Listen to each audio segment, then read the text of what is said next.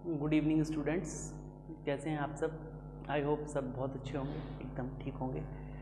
मैं आज की क्लास जो स्टार्ट करूंगा, जैसा कि आपने इसका टाइटल देख लिया होगा, वर्ड प्रॉब्लम्स की बात करूंगा मैं, क्वाड्रेटिक इक्वेशंस की। तो जो क्वाड्रेटिक इक्वेशंस की वर्ड प्रॉब्लम्स हैं, इनमें सबसे बड़ी जो प्रॉब्लम आती है बच्चों को वो यही है कि इक्वेशन का फॉर्मेशन कैसे हो। अगर आपने एक बार इक्वेशन का फॉर्मेशन कर लिया, फिर आपके लिए बिल्कुल कठिन नहीं होने वाला, बिल्कुल कठिन नहीं होने वाला कि सॉल्व कैसे करें। क्योंकि अभी तक हमने जितने भी क्वेश्चंस लगाए हैं वो सारे क्वेश्चंस हमको यही सिखाते हैं कि कैसे इक्वेशन को सॉल्व करके सॉल्यूशंस निकाले जाएं।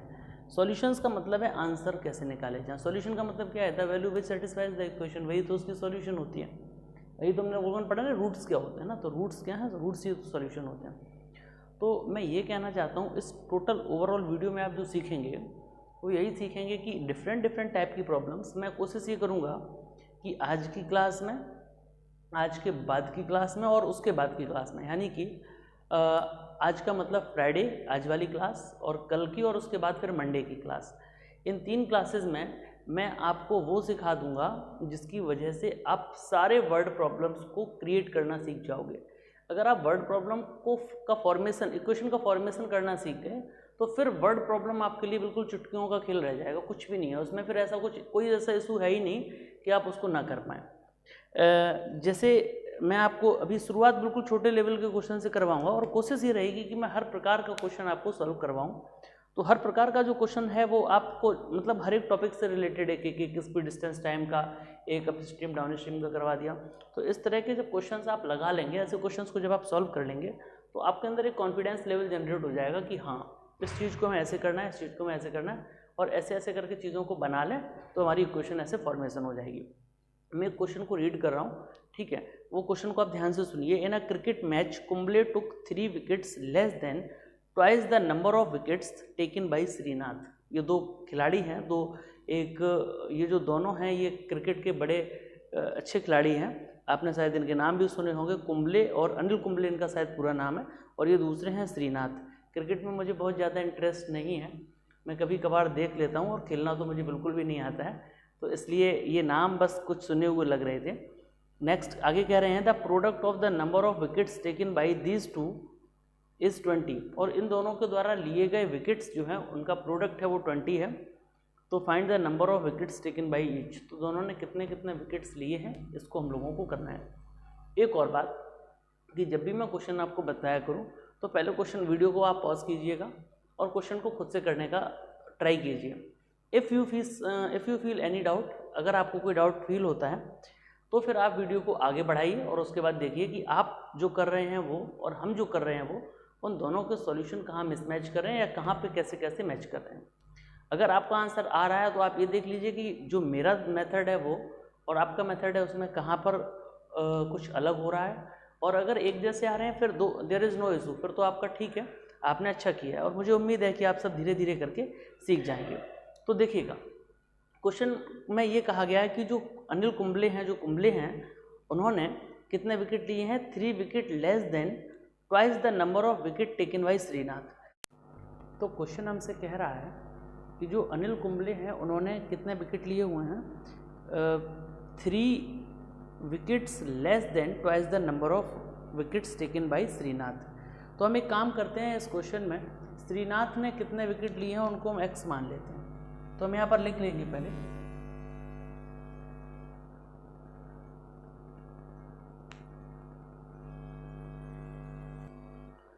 तो let the wickets taken by Srinath be x, है ना।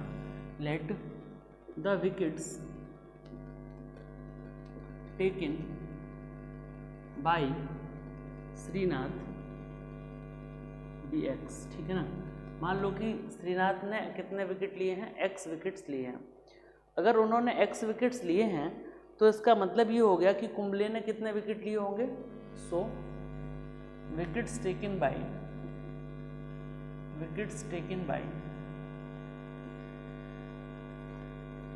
Kumble is equal to 2x minus 3। यही तो कहा गया था बच्चों हमसे कि 3 less than twice the number of wickets taken by another, है ना।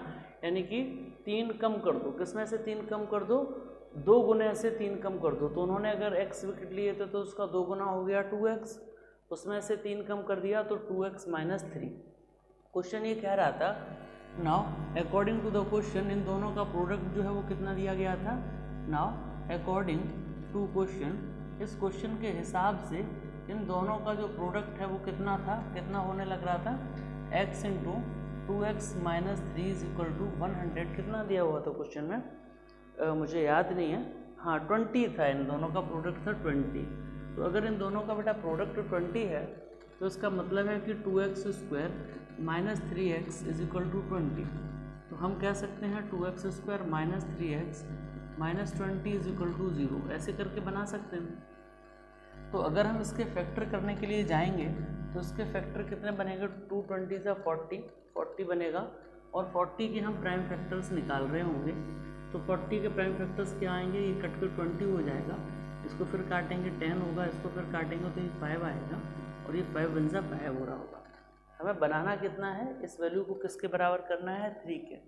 तो 2 × 2 = 4 और 4 × 2 = 8, 8 - 5 जब आप करोगे तो कितना आ रहा होगा, तो आपको 3 मिल रहा होगा। तो मैं इसको ऐसे लिख सकता हूँ 2x² - का 8x + का 5x, क्योंकि जब इन दोनों को सॉल्व करोगे -3 आएगा, -20 = 0। मैं इन दोनों में से 2x कॉमन ले ले रहा हूँ तो x - 4 बच जाएगा, प्लस का 5 कॉमन ले लिया तो x - 4 बच जाएगा = 0।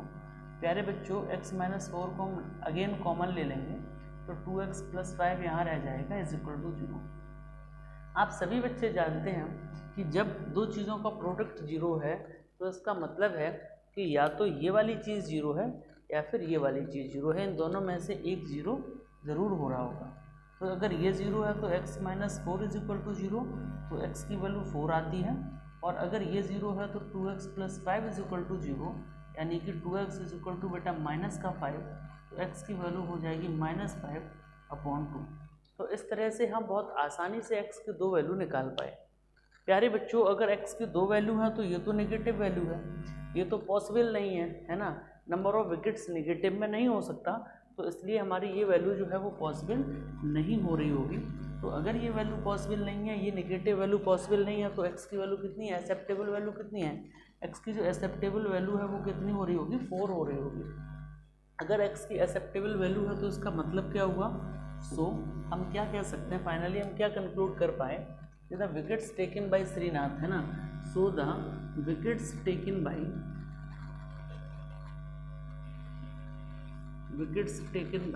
है ना, टेकन बाय श्रीनाथ = कितने विकेट्स लिए हैं, = x की वैल्यू कितनी थी, 4, क्योंकि x ही तो हमने सपोज किया था, x ही तो माना था, और x की वैल्यू 4 आ गई, तो श्रीनाथ जी ने कितने विकेट्स लिए हैं, 4। एंड विकेट्स टेकन बाय, इस चीज़ को ज़रूर लिख दीजिएगा पेपर में, कि ताकि एग्जामिनर आपको तुरंत अच्छे number they they. Wickets taken by Kumble, है ना, = कितना था प्यारे बच्चों, 2x - 3, 2x - 3 हो रहा था, तो 2 × x की वैल्यू कितनी थी, 4 - 3, तो 2 × 4 = 8 - 3 = 5। आपके यही दोनों आंसर्स हैं कि जो श्रीनाथ हैं उन्होंने कितने 4 विकेट्स लिए हैं, जबकि अनिल कुंबले ने कितने विकेट्स लिए हैं, 5 विकेट्स लिए हैं। तो ये हमारे दोनों इस क्वेश्चन के आंसर हो गए। आप इस क्वेश्चन को नोट कर लीजिए, अगर कहीं कोई कन्फ्यूज़न लगे तो आप मुझसे कमेंट सेक्शन में पूछ सकते हैं। एक और क्वेश्चन है, वो भी देख लेते हैं। क्वेश्चन नंबर 2 मैं पढ़ रहा हूँ आपके लिए। Out of a group of swans 7/2 times of the square root of the total number are playing on the shore of the tank, ठीक है। 2 remaining 1 are playing with others in the water. What is the total number of swans? तो total number of swans कितना है। प्यारे बच्चों, इस question में बच्चे जब ये स्क्वायर रूट सुनते हैं जैसे ही, तो स्क्वायर रूट सुनकर के वो थोड़ा सा परेशान हो जाते हैं कि ये स्क्वायर रूट की वजह से इस इक्वेशन में ज़रूर कुछ कठिन चीज़ है। लेकिन अगर आप इस क्वेश्चन को थोड़ा सा भी ध्यान से समझें तो फिर आपको इसमें कुछ भी ऐसी प्रॉब्लम नहीं लगेगी जो आपको कहीं पे दिक्कत आए। मैं आपको एक बार पूरे क्वेश्चन को हिंदी में समझा दे रहा हूँ, उसके बाद फिर मैं आपको क्वेश्चन की इक्वेशन बनाना सिखा दूंगा, और अगर इक्वेशन बनाने तक की कहानी आपको समझ में आ जाती है तो मुझे उम्मीद है कि फिर आपको कहीं पे भी फंसने की ज़रूरत नहीं है, फिर आप बहुत ईजी वे में इसको सॉल्व कर पाएंगे। चलिए, ये कह रहे हैं out of a group of swans, मतलब जो है स्वान्स का एक ग्रुप है, ठीक है ना। तो उस ग्रुप में 7/2 of the square root of total number, यानी कि 7/2 times square root of total number, जो टोटल नंबर है उसका स्क्वायर रूट में 7/2 का मल्टीप्लाई करें तो जो वैल्यू बने उतने हैं वो किनारे पर टहल रहे हैं, ठीक है ना, खेल रहे हैं, सॉरी, है ना। The 2 remaining are playing with others, और जो बचे हुए 2 हैं वो दूसरों और कहीं पे दूर खेल रहे हैं दूसरों के साथ में, इन द वाटर, ठीक है, वो तालाब के अंदर है, पॉन्ड के अंदर है। तो what is the total number of swans. देखिए क्वेश्चन इतना इजी है कि अगर इक्वेशन बन गई एक बार तो फिर कहीं कोई दिक्कत होने वाली नहीं है। तो सपोज करो मैंने आपसे कहा कि मैंने लेट कर लिया, late total number of swans, मैं जो लिख रहा हूँ शायद ये स्क्रीन से आउट जा रहा है ना, तो मैं यहाँ थोड़ा सा नीचे करके लिख दे रहा हूँ, let total number of swans is equal to x. मैंने मान लिया कि टोटल नंबर ऑफ स्वान्स कितना है, एक्स है। यार अगर total number of swans x है तो क्वेश्चन की कंडीशन क्या कह रही है, तो मैं ये कह सकता हूँ क्या कि अकॉर्डिंग टू क्वेश्चन, इस क्वेश्चन के हिसाब से क्या कह रहे हैं कि जो टोटल नंबर ऑफ स्वान्स हैं उसी में से तो 7/2 times of the square root of total number, क्योंकि टोटल नंबर कितना था, एक्स था, तो उसका स्क्वायर रूट का 7 टाइम्स, और बचे हुए 2 कहाँ पे थे, वो अलग खेल रहे थे, +2 अलग कर दो, वो टोटल के इक्वल होंगे। देखो भाई ऐसे समझो, आपके ग्रुप में मान लो आपके 10 फ्रेंड्स हैं, 10 फ्रेंड्स में से आप सबके सब 10 फ्रेंड्स कहीं घूमने जाते हो कहीं, तो जब घूमने जाते हो तो आपने क्या किया कि 6 लोग एक जगह बैठ गए और 4 लोग एक जगह बैठ गए, तो टोटल जो 10 है उसको 2 पार्ट में ब्रेक किया ना हमने, 6 + 4 में। तो वही सेम लॉजिक हम यहाँ पर अप्लाई कर रहे हैं कि टोटल जो नंबर ऑफ स्वान्स हैं वो कितने हैं, एक्स हैं, और 7/2 times of the square root of total number of, तो टोटल नंबर ऑफ एक्स थे उसका स्क्वायर रूट में 7/2 का प्रोडक्ट कर दिया, मल्टीप्लाई कर दिया, तो ये कुछ ना कुछ बन गए होंगे, है ना। और कुछ जो बचे हुए 2 हैं वो are playing in the water, तो बचे हुए 2 वो क्या कर रहे हैं, are playing in the water, यानी कि पानी में कहीं खेल रहे हैं। तो टोटल कितने हो रहे हैं, एक्स हो रहे हैं। सुनिएगा ज़रा ध्यान से, इस 2 को अगर हम इधर ले आएँ तो x - 2 हो जाएगा, इज इक्वल टू मैं इसको 7√x/2 कह सकता हूँ, बिल्कुल भाई कोई दिक्कत नहीं है। अब मैं इस सिचुएशन पे आकर के क्या कर दूँ, स्क्वायरिंग बोथ साइड्स कर दूँ, है ना। ये स्क्वायरिंग बोथ साइड्स का जो कॉन्सेप्ट है ये आपको मैं पहले भी सिखा चुका हूँ, आप लोगों ने कई बार इसको अप्लाई किया हुआ है। तो x - 2 का जो होल स्क्वायर बनेगा वो किसके बराबर बनेगा, इसको आप कह सकते हो ना 7 × 7 = 49, क्योंकि जब स्क्वायर खोलोगे तो 49 बनेगा, और √x x होता है 2 का स्क्वायर 4 हो जाएगा। तो इसको a - b के होल स्क्वायर से खोल दो तो a² + b² - 2ab, है ना, इक्वल टू 49x/4। बात को समझ पाए आप। एक काम करूं, अगर मैं यहाँ से क्रॉस मल्टीप्लाई करा दूं तो शायद मुझे लगता है कि इक्वेशन कुछ ईजी हो जाएगी। अच्छा ठीक है, तो ये बन जाएगा 4x² + 16 और -16x = 49x। यहाँ तक आपको शायद बिल्कुल क्लियर हो गया होगा।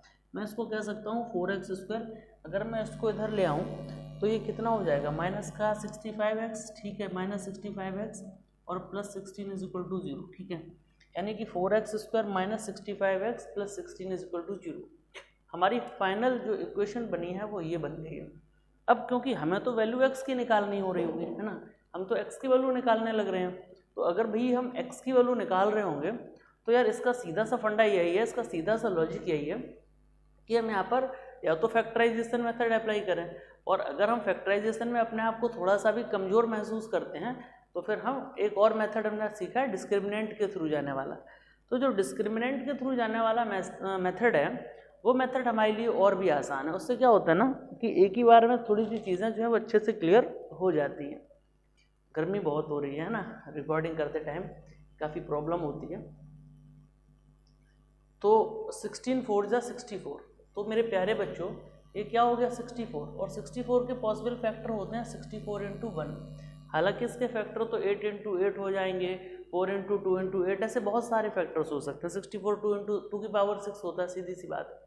बट हम ऐसे फैक्टर्स का यूज़ कर रहे हैं जिन फैक्टर्स की हमें ज़रूरत होने वाली है, क्योंकि हमें बनाना कितना 65 बनाना है, तो 64 बन जा 64 प्लस 1 हो जाएगा, इससे हमारा काम चल जाएगा। तो हम आपसे ये कहना चाह रहे हैं कि हम इसको ऐसे लिख सकते थे 4x² माइनस के 64x माइनस के x और प्लस 16 इज इक्वल टू 0। आपको ये बात बिल्कुल अच्छे से क्लियर हो रही होगी। मुझे नहीं लगता कि इसमें किसी बच्चे को कोई प्रॉब्लम होनी चाहिए।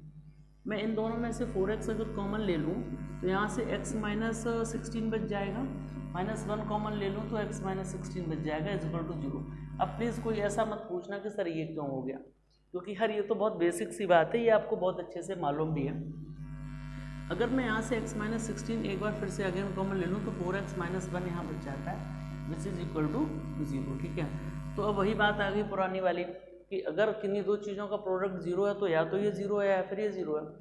तो ऑब्वियस सी बात है कि यहाँ पर दो सिचुएशन बनती थी, x minus 16 is equal to 0, तो x की वैल्यू 16 आ जाती है, और यहाँ से 4x minus 1 is equal to 0, तो 4x इज इक्वल टू प्यारे बच्चों 1 हो जाएगा, तो x की वैल्यू 1/4 हो जाएगी। अब एक बात बताओ यार, थोड़ी सी अंडरस्टैंडिंग वाली बात है, मैं समझा रहा हूँ एग्जाम्पल दे करके, कि अगर नंबर ऑफ स्वांस कह दिए जाए 1/4 है तो क्या ये पॉसिबल है?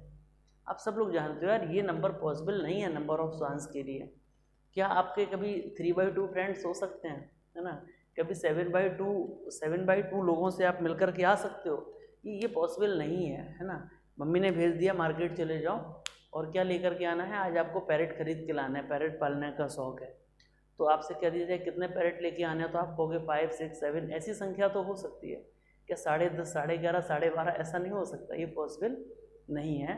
तो ये वाली जो चीज़ है 1/4 ये फ्रैक्शनल वैल्यू है, और ये किसी भी ऐसी चीज़ के लिए, चाहे हम हो चाहे आप हो या कोई भी ऐसी चीज़ जो एक जीवित वस्तु है ना, लिविंग थिंग है, उसमें ये पॉसिबल नहीं हो सकता है। तो हम यहाँ पर x की वैल्यू 1/4 को एक्सेप्ट नहीं करेंगे, बल्कि हम x इज इक्वल टू 16 को प्रेफरेंस देते हुए आगे बढ़ेंगे। तो x इज इक्वल टू 16 मैंने क्यों ले लिया, 1/4 को क्यों छोड़ दिया, इसका रीज़न आप समझ गए हैं। तो x इज इक्वल टू अगर 16 हो रहा है तो टोटल नंबर ऑफ स्वांस कितने हो रहे हैं, 16 होने लग रहे हैं उससे ना। So total number of swans is equal to, so total number of swans is equal to, आप देखते रहिएगा बोर्ड पे कितने हैं, 16 है। तो मैं ऐसी उम्मीद कर सकता हूँ कि ये क्वेश्चन आप हर बच्चे को समझ में आ गया होगा। इस क्वेश्चन में कोई भी ऐसा कॉन्सेप्ट नहीं था, कोई भी ऐसा लॉजिक नहीं था जिस लॉजिक की वजह से आप इस क्वेश्चन को ना कर पाते। आप इस क्वेश्चन को नोट कीजिए और मैं हटा दूँ, उसको नोट कर लीजिए।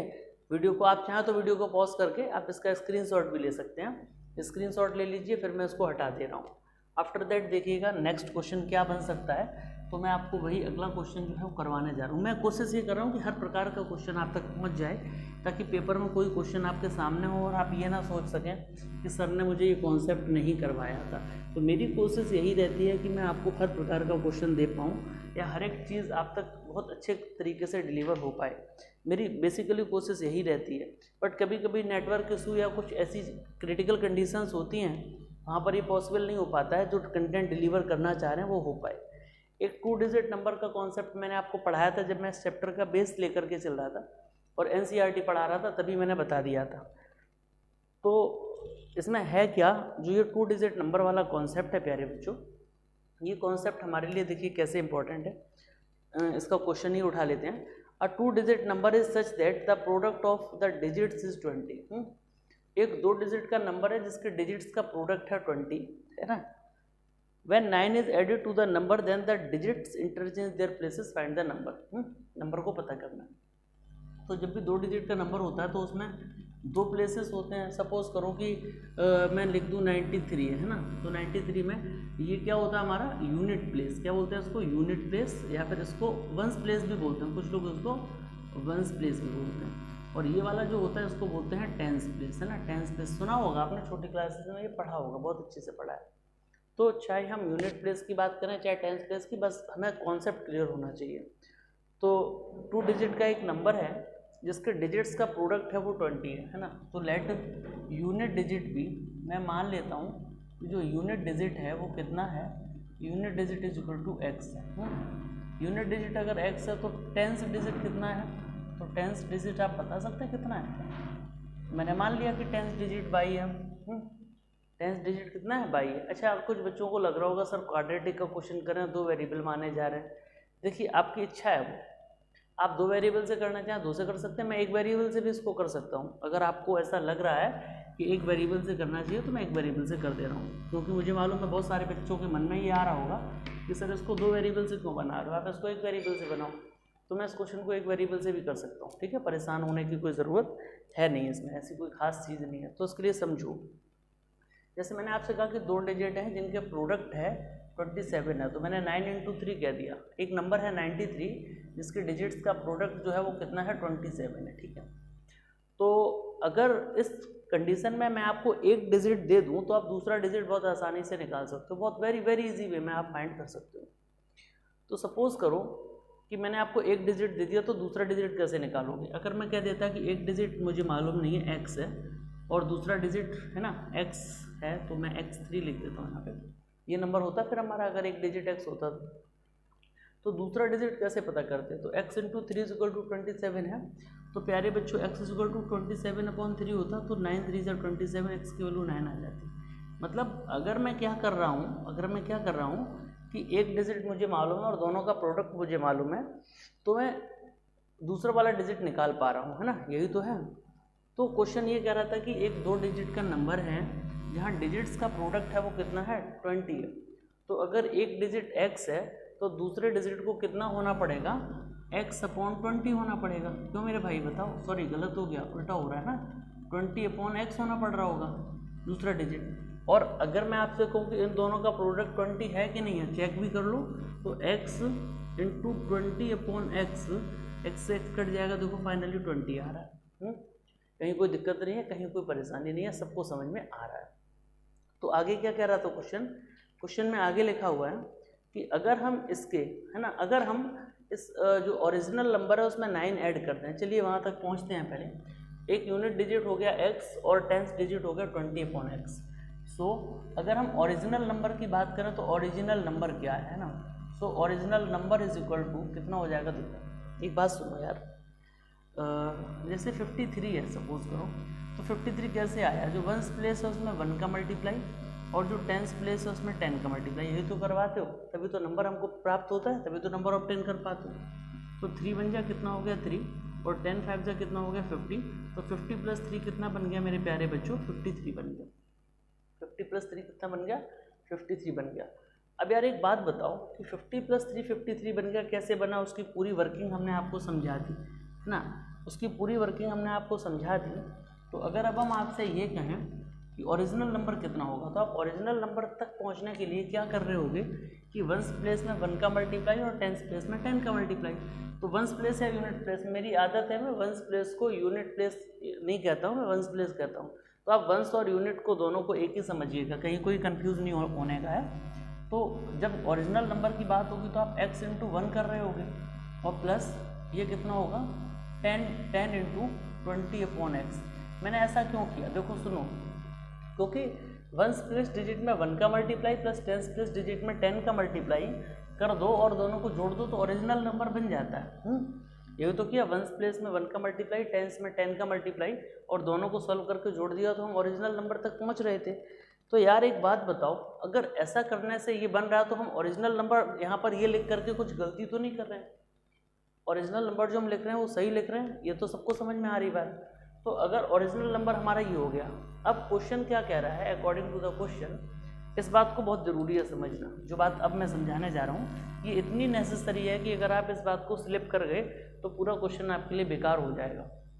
क्वेश्चन ये कह रहा है ओरिजिनल नंबर हमारा ये, देखो इस चीज़ को थोड़ा सा मॉडिफाई करके लिखो, 20 × 10 = 200/x प्लस x × 1 = x। तो हमारा ओरिजिनल नंबर बेसिकली कितना है? 200/x प्लस x है।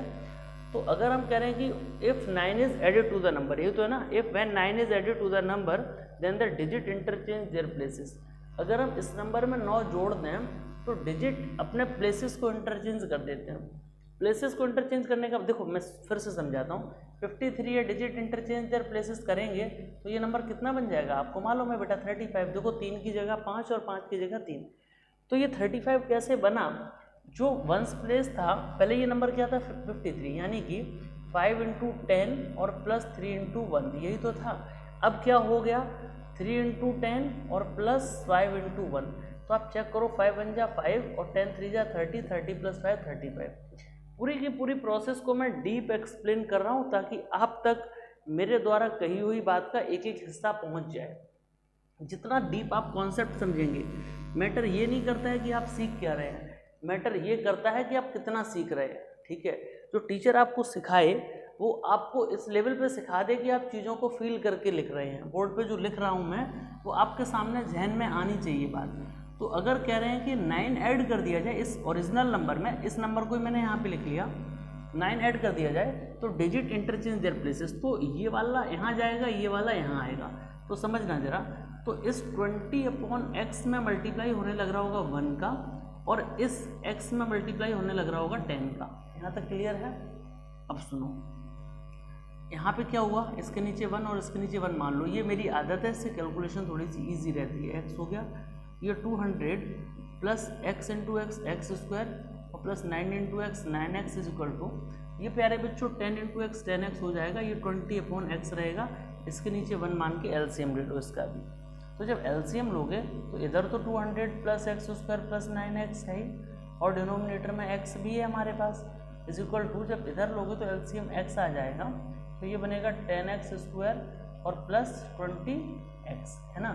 मेरे भाई x से x कैंसिल हुआ कि नहीं हुआ, बताओ, x से x कैंसिल हुआ।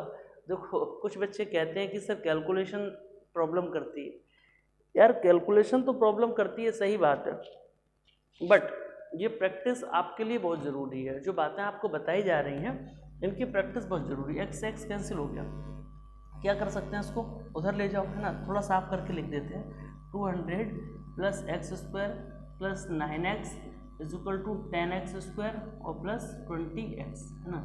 मेरे भाई अब एक बात बताओ, इसको स्टैंडर्ड बनाने के लिए या तो इस सब को वहाँ ले जाओ या तो उस सब को यहाँ ले आओ, तो इसको वहाँ ले चलते हैं। तो आप एक बात बताओ, 10x² माइनस 1x² तो 9x² हुआ होगा, और 9x² वहाँ माइनस हुआ होगा तो 11x बचा होगा, सॉरी गलती हो गई, 9x है ना, तो 20x में से माइनस हो जाएगा जाके, 200 है वहाँ जाएगा तो माइनस का 200 हो गया होगा, इज इक्वल टू 0। मतलब मैं कुल मिला के ये कहना चाह रहा हूँ कि मैं यहाँ पहुँच गया 9x² प्लस 11x, है ना, और माइनस 200 इज इक्वल टू 0। हमें यहाँ तक इक्वेशन मिल गई।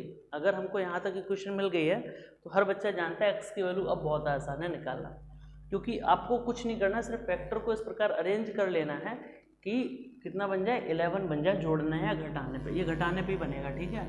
तो ऐसा करते हैं, 9 के तो फैक्टर 3 × 3 होने लग रहे होते हैं, पहले से मालूम है। 200 के फैक्टर 2 × 2 और × 2 × 5 और फिर एक बार 5, है ना, ये फैक्टर बन रहे हैं। मैंने सारे फैक्टर्स को यहाँ लिख लिया, आप भी लिख सकते हो, रफ भर के कोई ऐसा खास काम नहीं है उसमें। 3 3 9 9 2 18 18 2 36, है ना, 36। ये देखो शायद मैंने गलत तो ना लिख दिया, ये 9 को तो 3 × 3 कहेंगे, है ना, 5 5 25 25 2 50 50 2 100 100 2 200, 3 3 9 9 2 18 18 2 36, है ना, 36 25 और 25 दूनी 50 नहीं हो रहा है ना। एक काम करें, इतनी सिरदर्दी ना लें यार, डी के रास्ते से चलते हैं। डी कितना होता है, b² माइनस 4ac होने लग रहा है, ठीक है।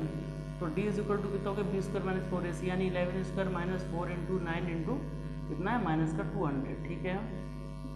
तो d इज इक्वल टू कितना है, 11 का स्क्वायर 121, माइनस माइनस प्लस हो जाएगा, 9 चौको 36 36 दूनी 72, है ना, 7200 हो जाएगा। समझ पाए मेरी बात को। तो d इज इक्वल टू 7321 हो रहा है।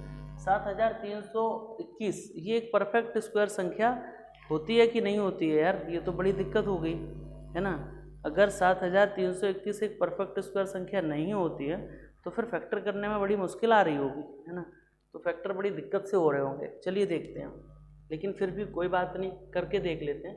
जो हमने लिया था, माना था, वो सब कुछ ठीक था, कहीं गलत तो नहीं पढ़ लिया क्वेश्चन को। बिल्कुल ठीक है। प्रोडक्ट ऑफ द डिजिट्स दिया हुआ था, है ना, product of the digits is 20। तो एक डिजिट अगर x है तो दूसरा कितना हो जाएगा, 20/x हो जाएगा। Original number 10 × 20/x plus x × 1, है ना, 200/x प्लस एक्स प्लस 9 अगर 9 जोड़ दिया जाए तो डिजिट इंटरचेंज देयर प्लेसेस, ठीक है, ये बात भी ठीक है कि अगर जोड़ दिया जाए तो डिजिट इंटरचेंज कर लेते हैं प्लेसेस को। 200 plus x square plus 9x है ना is equal to 10x upon 1 plus 20 upon x, नीचे x है ना, कितना बनेगा 10x स्क्वायर प्लस 20। एक गलती हो गई यार, ये 20 के साथ x कहाँ से आ गया, ज़बरदस्ती x लगा दिया मैंने, है ना, यही गलती हो गई। देखो छोटी छोटी सी मिस्टेक हो जाती हैं, कई बार हो जाती हैं। अब हम लोग इतने साल से पढ़ा रहे हैं, इसके बाद भी मिस्टेक, आप कहते हो पहली बार में क्वेश्चन ठीक आ जाए, तो लिखते टाइम पे कई बार हम लोग ऐसी मिस्टेक कर देते हैं, देख नहीं पाते हैं, उसकी वजह से पूरी मेहनत बेकार हो जाती है। एक्स से एक्स कट गया, ये 20 का यहाँ से एक्स हट जाएगा, ये वहाँ जा ही रहा होगा, तो 9x स्क्वायर और माइनस कितना बन रहा होगा, ये 9x बन रहा होगा, 11 नहीं हो रहा होगा, ठीक है 9x, और ये 200 वहाँ जाएगा तो माइनस 180 बनाएगा जाकर के, कितना बनाएगा माइनस 180। यानी कि अब हम क्या कर रहे होंगे, इसको सॉल्व करेंगे, यहाँ से हटा देते हैं, गलती हो गई तो है ना, सारा कुछ गलत हो गया, पूरी मेहनत ही बेकार हो गई।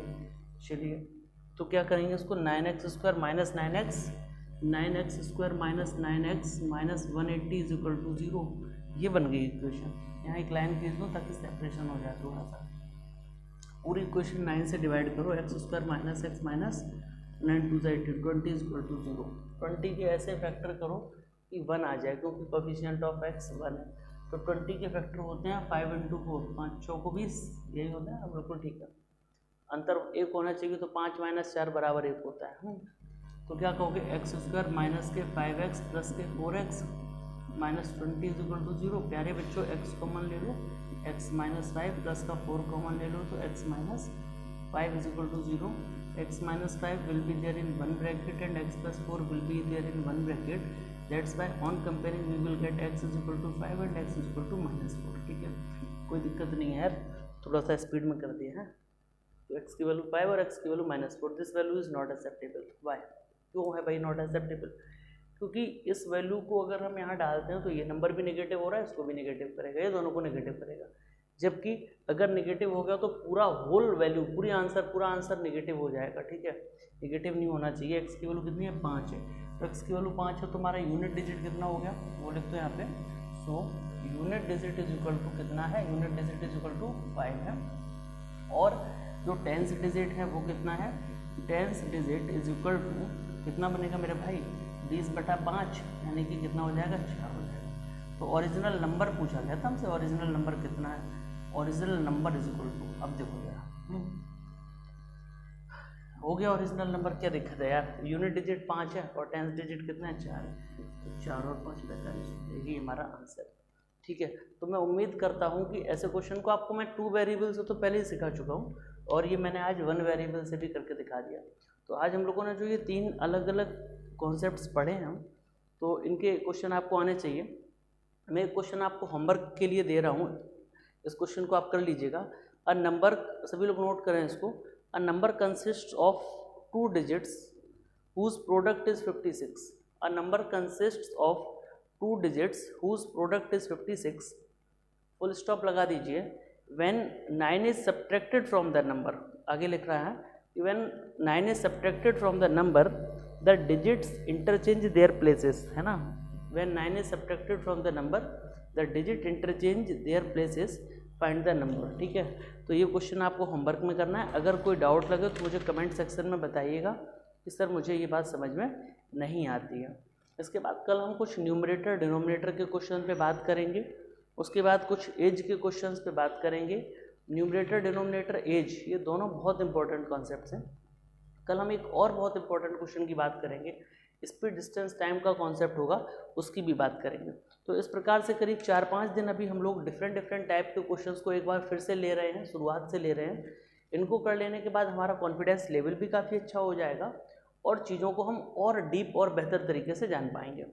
तो आज की क्लास हम इतनी ही रखते हैं, और इसको करने के बाद आप अपने घर पे प्रैक्टिस कीजिएगा क्वेश्चंस की, और अगर कोई कन्फ्यूज़न डाउट हो तो फिर आप मुझे कॉल मैसेज या फिर यहाँ पे कमेंट करके बताइएगा।